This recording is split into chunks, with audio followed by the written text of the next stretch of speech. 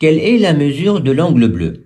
Alors pour trouver l'angle bleu, il suffit de trouver la mesure de cet angle. Pourquoi? Parce que l'angle bleu, l'angle jaune et cette mesure forment un angle plat de 180 degrés. Maintenant, pour trouver cette mesure, il suffit de trouver la mesure de cet angle.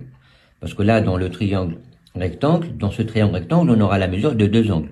L'angle droit de 90 degrés plus cette mesure. Vous voyez ici, ces deux angles-là sont deux angles opposés par le sommet. Donc, leurs mesures sont égales.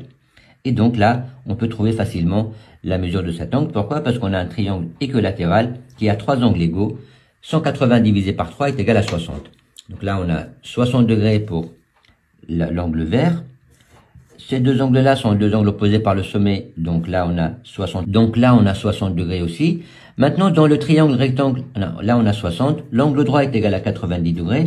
Si on fait 180 moins la somme de 90 plus 60, donc 80. Dans ces triangles particuliers, quelles sont les valeurs de A, B, C et D?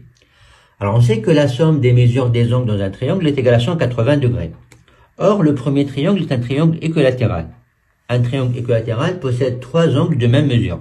Donc pour trouver l'angle A, il suffit de faire 180 divisé par 3. Donc 180 divisé par 3 est égal à 60. Donc l'angle A mesure 60 degrés. Passons maintenant au deuxième triangle. C'est un triangle isocèle. Un triangle isocèle possède deux angles de même mesure. Ce sont les angles qui sont les angles à la base.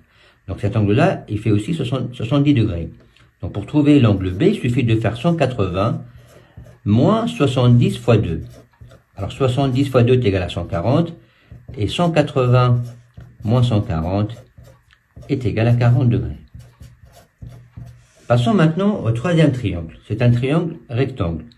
L'angle droit mesure 90 degrés. Donc pour trouver l'angle C, il suffit de faire... Voici un problème proposé au brevet blanc.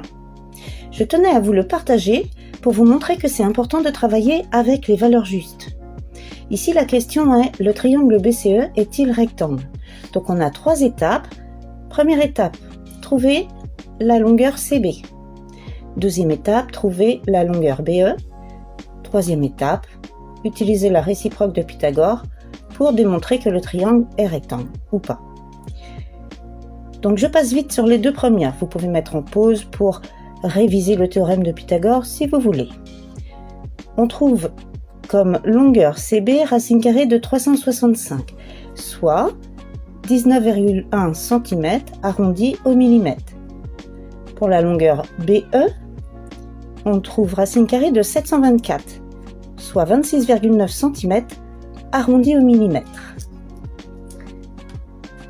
Je passe directement à